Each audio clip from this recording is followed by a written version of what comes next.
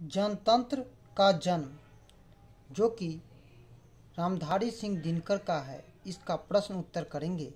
पहला प्रश्न है, कवि की दृष्टि में समय के रथ का घर घर नाद क्या है, स्पष्ट करें। तो हम उत्तर लिखेंगे।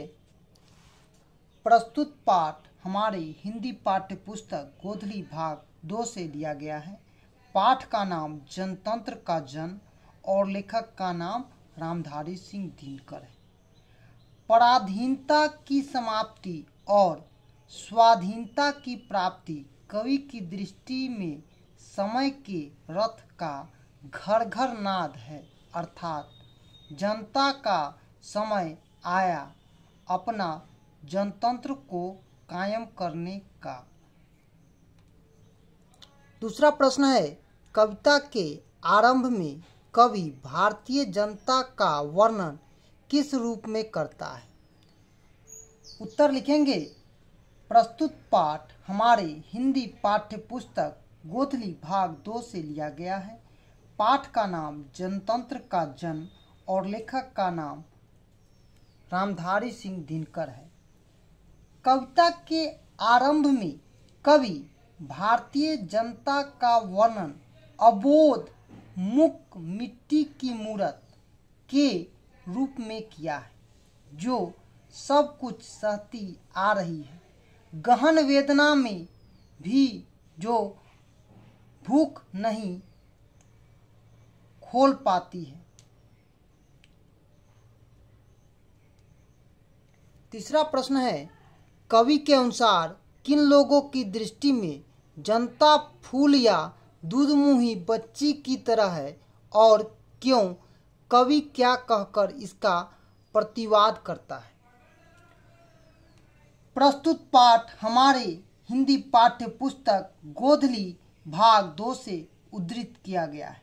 इसके लेखक रामधारी सिंह दिनकर है। कवि के अनुसार राजनायक लोगों की दृष्टि में जन फूल या दूधमुंही बच्चे की तरह है, क्योंकि अब तक राजनायक सोचते आ रहे हैं कि जनता पर राजा का अधिकार होता है, जब चाहो उससे अपना राज सिंहासन सजा लो, अथवा दूधमुंही बच्ची की तरह जनता को कुछ देकर उनका मन बहलाकर राज्य का उपभोग कर लो, जिसका प्रतिवाद कवि ने जनता को भगवान कहकर किया है, जो सड़क पर पत्थर तोड़ने या खेतों में काम करने ते मिलेंगे। चौथा प्रश्न है, कवि जनता के स्वप्न का किस तरह चित्र खींचता है। उत्तर लिखेंगे। प्रस्तुत पाठ हमारे हिंदी पाठ्य पुस्तक गोधली भाग 2 के जनतंत्र पाठ से लिया गया है। इसके लेखक रामधारी सिंह दिनकर हैं। कवि जनता के स्वप्न का चित्र अजय जो अंधकार का भी वक्ष स्थल चीर डाले, इस प्रकार उमड़ता हुआ खींचा है। पांचवा प्रश्न है, विराट जनतंत्र का स्वरूप क्या है। कवि किनके सिर पर मुकुट धरने की बात करता है और क्यों। भारत के विराट जनतंत्र का स्वरूप 33 करोड़ जनता के हित का है। कवि 33 करोड़ भारतीय जनता के सिर पर मुकुट धारण की बात करता है, क्योंकि प्रजातंत्र में प्रजा ही राजा होता है। छठा प्रश्न है, कवि की दृष्टि में आज के देवता कौन है और वे कहाँ मिलेंगे। कवि की दृष्टि में आज का देवता जनता है, जो सड़कों पर गिट्टी तोड़ते या खेत खलिहानों में काम करते मिलेंगे। सातवां प्रश्न है, कविता का मूल भाव संक्षेप में स्पष्ट करें। तो इसका सारांश के रूप में जब हम कहेंगे तो ये आप पढ़िएगा अगले वाले पाठ में। आठवां है, सदियों की ठंडी बुझी राख से हुआ उठी, मिट्टी सोने का ताज पहनी खिलाती है। इसका व्याख्या करना है। उत्तर लिखेंगे। प्रस्तुत पद हमारे हिंदी पाठ्य पुस्तक गोधली भाग 2 से काव्य खंड जनतंत्र का जन्म शीर्षक कविता से लिया गया है, जिसके कवि राष्ट्र कवि रामधारी सिंह दिनकर हैं।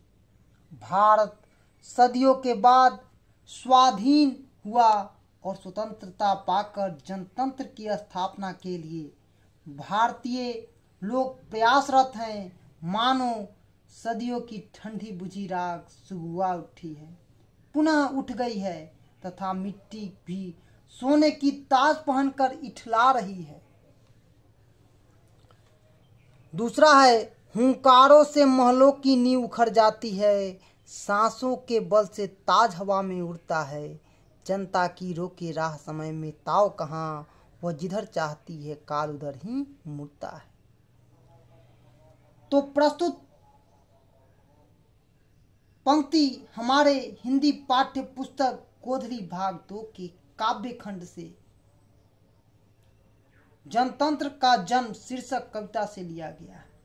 इसके रचनाकार राष्ट्र कवि रामधारी सिंह दिनकर जी हैं।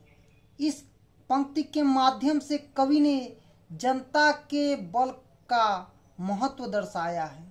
जनता की हुंकार से राजाओं के महल ढह जाते हैं, जनता की सांस से राजा का ताज उड़ जाता है, जनता की राह से समय भी नहीं रोक सकता है। जनता जिधर चाहती है समय उधर ही मुड़ जाता है। यह पाठ जनतंत्र का जन्म प्रश्न और उत्तर के रूप में आप देख रहे थे। जय हिंद, जय भारत।